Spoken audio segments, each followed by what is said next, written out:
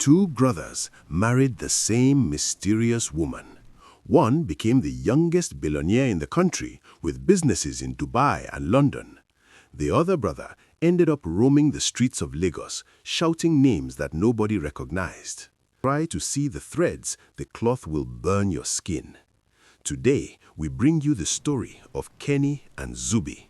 They were brothers by blood, but their destinies were separated by a single act of curiosity. Kenny followed the rule and became a king. Zubi tried to steal the secret and became a ghost. Before we go into the bedroom of mystery, ask yourself, if your wife gave you ₦1 billion but told you to never look under the bed, would you keep your eyes up or would greed pull you down? Kenny and Zubi were identical twins, but their hearts were worlds apart. They lived in a face-me-I-face-you room in Ajegunle. Kenny was the humble one. He worked as a gateman for a big company. Zubi was the sharp guy. He was always looking for shortcuts, playing gamble, and looking for who to run a street on. One day, an old woman in their compound died. Nobody came for her burial except a young girl named Kiki. Kiki was breathtaking. She had skin like polished mahogany and eyes that seemed to hold the secrets of the ocean. She had no bags, no money, and nowhere to go. Zubi looked at her and hissed, "Look at this one, another mouth to feed in this compound. She's beautiful, but beauty doesn't put rice in the pot." But Kenny felt a strange pull. He shared his meager dinner of bread and tea with Kiki. He gave her his only blanket to sleep on the floor while he sat up. He didn't ask for anything in return. After 3 days, Kiki called the two brothers. She stood in the middle of their small room, and suddenly the room didn't feel small anymore. It felt like a palace. "I am a daughter of the hidden waters," she said. "I came to this world to find a husband who can carry a great light. Kenny, you fed me when I was a stranger. Zubi, you mocked me when I was low, but I will give both of you a choice." Kiki looked at the brothers. "I can only marry one of you. Whoever marries me will become a billionaire in 7 days. You will never know hunger again. But there is a sacred law. In our bedroom, I will keep a secret under the bed. The day you bend your head to look at what lies beneath, the wealth will return to the waters and your mind will follow it." Zubi's eyes turned red with greed. "I will marry her. Kenny is too soft. He will make a mistake. I am a sharp guy. I can keep a secret." But Kiki shook her head. "No. The heart that seeks shortcuts cannot hold a secret." She turned to Kenny. "Kenny, will you marry me and keep the law?" Kenny nodded. "Kiki, I don't want the billions. I just want you. I have lived in the dark all my life. I don't need to see what's under the bed to know that you are my light." They got married that evening. Zubi was furious. He stayed in their old room, bitter and jealous, watching as his brother's life transformed into a movie. 7 days later, a man in a black suit arrived at the Ajegunle compound. He was a lawyer from an estate Kenny didn't even know existed. "Mr. Kenny, your late uncle who died in the UK left you a shipping company and 10 billion naira in a trust fund. Here are the keys to your mansion in Banana Island." Kenny moved Kiki into a house that was made of glass and marble. He became a titan of industry. His face was on every magazine. He bought Zubi a house and a car, trying to help his brother. But every night, Kenny watched Kiki. Before they slept, she would sprinkle a silver dust under the bed. She would whisper a song in a language that sounded like rushing water.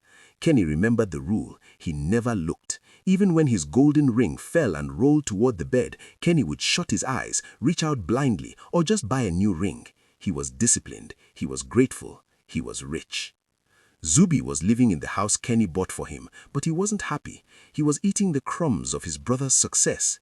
He started thinking, "Kenny is not smarter than me. It is that girl, Kiki. There is something under that bed, maybe a gold-vomiting snake or a pot of infinite money. If I can just see it, I can get my own power and I won't have to say thank you to Kenny anymore." Zubi began to visit the mansion when Kenny was at the office. He tried to charm the maids, but Kiki had replaced all the servants with quiet, mysterious people who didn't speak. One afternoon, Kenny traveled to Abuja for a board meeting. Zubi saw his chance. He went to the mansion and lied to the security guards that Kenny sent him to pick up a document from the master bedroom. He walked into the room. The air was cold. The scent of the ocean was everywhere. The bed sat in the middle of the room, draped in heavy purple silk that touched the floor. Zubi stood by the bed. His heart was beating like a drum. "This is it," he whispered. "Today I become the master of my own fate." He knelt. He reached out with a trembling hand and lifted the silk duvet. He didn't see a snake. He didn't see a pot of gold. What Zubi saw was a mirror of truth, but it wasn't reflecting the room. The mirror was reflecting the price of the wealth.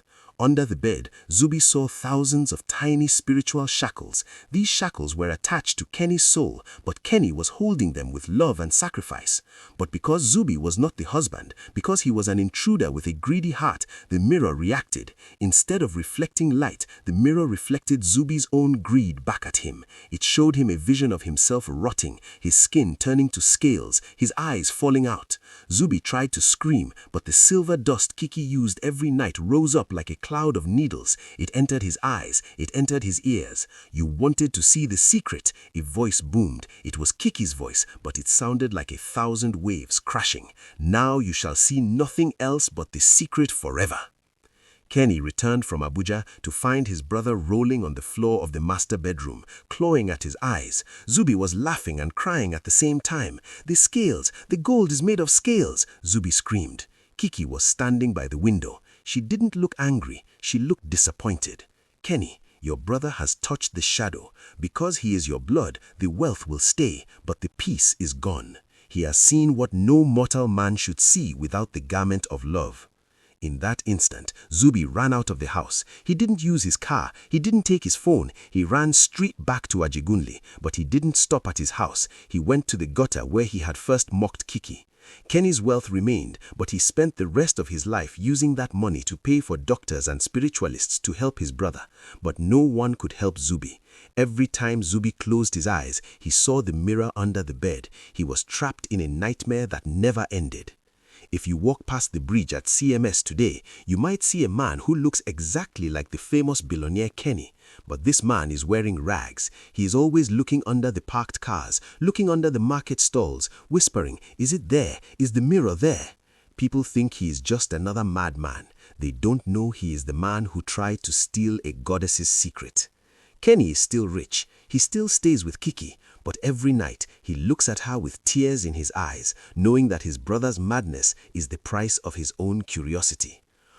Moral of the story: when a woman brings you from the gutter and gives you a throne, don't ask how the throne was built. Discipline is the father of wealth, and curiosity is the mother of madness. Respect the boundaries of those who love you, or you might find yourself looking at a truth your head cannot carry. What would you do if you were Zubi? Would you have looked? Tell us in the comments below. Don't forget to like and subscribe for more stories of mystery and instant karma. See you in the next one.